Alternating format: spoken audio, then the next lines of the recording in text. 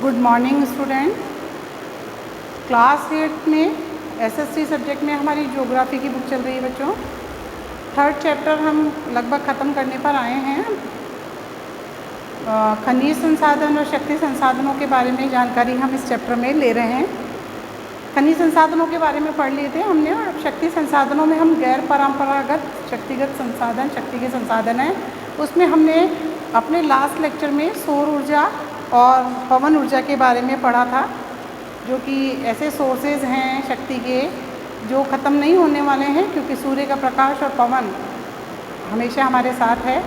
बस उसको हमें कैसे उपयोग में लेना है एक शक्ति के संसाधन में, ये आप पर निर्भर करता है। और इसीलिए पवन ऊर्जा और सौर ऊर्जा आज बहुत ही ज़्यादा विकसित रूप में आपको दिखाई देने लगी है।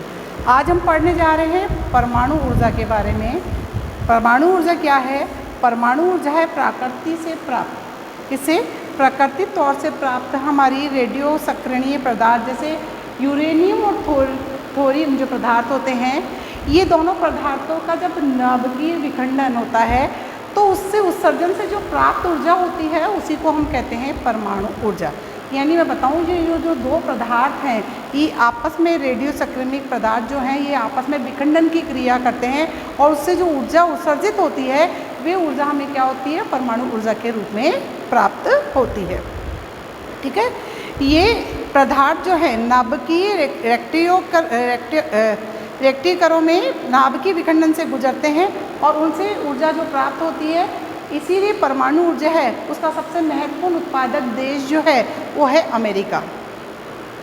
यूनाइटेड स्टेट ऑफ अमेरिका है, ये सबसे बड़ा उत्पादकीय राष्ट्र है, और यूरोप कंट्रीज़ के अंदर ये जो परमाणु ऊर्जा है ज़्यादा पाई जाती है। भारत की बात करते हैं तो राजस्थान और झारखंड के पास विशाल यूरेनियम के जो हैं भंडार पाए गए हैं।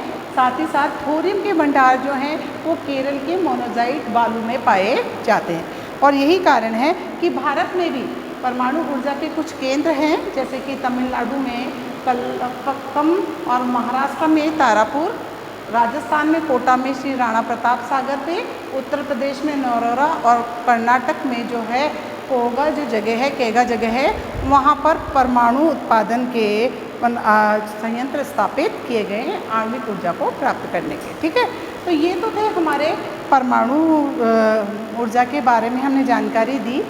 आपको मैं बता दूं कि भारत में भी परमाणु ऊर्जा के बहुत सारे केंद्र जगह जगह लगाए गए हैं। आपकी यहाँ पुस्तक में भी आणविक ऊर्जा संयंत्र कलपक्कम के बारे में एक चित्र प्रदर्शित भी किया गया है, जहाँ पर परमाणु ऊर्जा बनाई जाती है, उत्पादित की जाती है। दूसरी जो ऊर्जा है उसके बारे में पढ़ते हैं, जिसको हम बोलेंगे यहाँ पर भूतापीय ऊर्जा।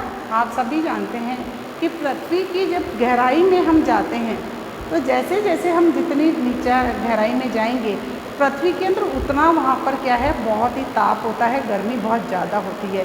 कहते हैं कि जो हमारी पृथ्वी है उसके अंदर से जो ज्वालामुखी फटता है वो अंदर से जो मैग्मा निकलता है, लावा निकलता है, ये पृथ्वी के अंदर जो कुछ परिवर्तन होते हैं, तापीय परिवर्तन, जो क्योंकि वहाँ पर जितनी गहराई में हम जाते हैं वहाँ पर उतनी ही तेज़ ताप वहाँ पर प्राप्त होता है, और उसी पृथ्वी के ताप से जो ऊर्जा प्राप्त की जाती है उसे हम भूतापीय ऊर्जा कहते हैं।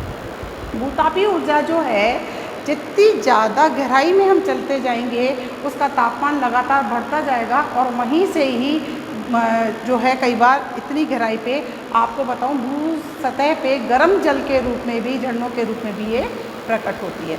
अब जो ये ताप ऊर्जा है शक्ति उत्पादन करने में प्रयुक्त की जाती है। जो ये ताप ऊर्जा है इनसे हम क्या करते हैं, शक्ति उत्पादन करने के रूप में काम में लेते हैं, और वर्षा से गर्म जल के स्रोतों के रूप में भूतापीय ऊर्जा है उसका उपयोग हम खाना बनाने में, ऊष्मा प्राप्त करने में, नहाने में इसको प्रयोग में भी लेते हैं। ठीक है, इसके भी उत्पादक राष्ट्रों में यूनाइटेड स्टेट ऑफ अमेरिका यानी संयुक्त राज्य अमेरिका विश्व का सबसे बड़ा ऊर्जा उत्पादक राष्ट्र माना गया है, जो भूतापीय ऊर्जा उत्पादित करता है। भारत में भी हिमाचल प्रदेश जो है वहाँ पर ये उत्पादित की जाती है। मणिकरण और लद्दाख की पूंगा घाटी के अंदर ये भूतापीय ऊर्जा उत्पादित की जाती है। विश्व की बात करते हैं तो तो इसके अलावा यूनाइटेड स्टेट ऑफ अमेरिका के अलावा हमारे न्यूजीलैंड है, आइसलैंड है, फिलीपाइंस है, मध्य अमेरिका है, यहाँ पर भी जो है भूतापीय ऊर्जा के संयंत्र स्थापित किए गए हैं और भूतापीय ऊर्जा यहाँ पर उत्पादित की जाती है।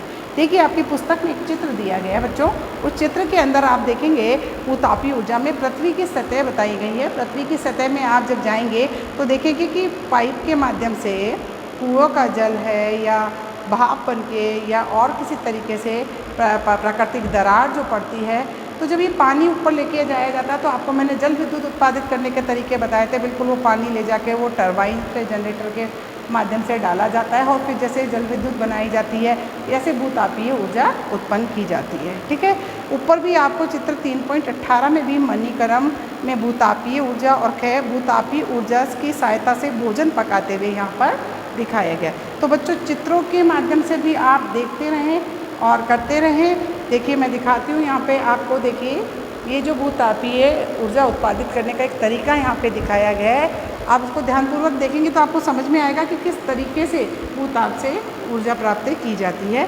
साथ ही जो ऊपर वाला जो चित्र है उसमें भी बताया गया है कि कौन कौन से हमारे यहाँ भूतापीय ऊर्जा के जैसे मणिकरण और भूतापीय ऊर्जा से भोजन कैसे बनाया जाता है वो यहाँ प्रदर्शित किया गया है। तो बच्चों आप इन दोनों के बारे में संपूर्ण जानकारियाँ मैं आपको बता दूं कि पृथ्वी के ताप से जो ऊर्जा प्राप्त की जाती है उसे कहते हैं भूतापीय ऊर्जा। चूँकि इस बार आपके प्रश्नों के उत्तर मल्टीपल क्वेश्चंस में होते हैं तो बीच बीच में से प्रश्न बनते हैं, तो आप सभी को ध्यानपूर्वक इनको रीड करना है। छोटे छोटे क्वेश्चन मैं आपसे ऐसी तरह से पूछूंगी तो ऐसे ही आपको उत्तर की मैं पूछा कि भू के ताप से, पृथ्वी के ताप में से जो ऊर्जा बनाई जाती है उसे कौन सी ऊर्जा कहते हैं। तो 4 ऑप्शन मैंने दिए हैं, तो आपको लिखना भूतापीय ऊर्जा। ठीक है, इसी तरीके से परमाणु ऊर्जा के बारे में भी कोई प्रश्न बनता है तो वो भी इसी तरीके से बनेगा कि कौन से 2 पदार्थ परमाणु जो है जो विखंडन की क्रिया करते हैं रेडियो के उसके, तो जिससे परमाणु ऊर्जा बने, तो आपको नाम आना चाहिए यूरेनियम और थोरियम, दोनों नाम आपको आने चाहिए। ठीक है, सबसे बड़ा जो है आपसे पूछा जाएगा कि सबसे ज़्यादा आपके भूतापीय ऊर्जा उत्पादक राष्ट्र कौन सा है, तो आपको नाम आना चाहिए संयुक्त राज्य अमेरिका यानी यूनाइटेड स्टेट ऑफ अमेरिका। तो ये छोटे छोटे प्रश्न इसमें बनेंगे, तो मल्टीपल चॉइस के क्वेश्चंस का ध्यान रखें। बीच बीच की लाइनें जो मैं बोलती हूँ उनको ध्यानपूर्वक सुनें। तो आज के लिए इतना ही बच्चों, धन्यवाद।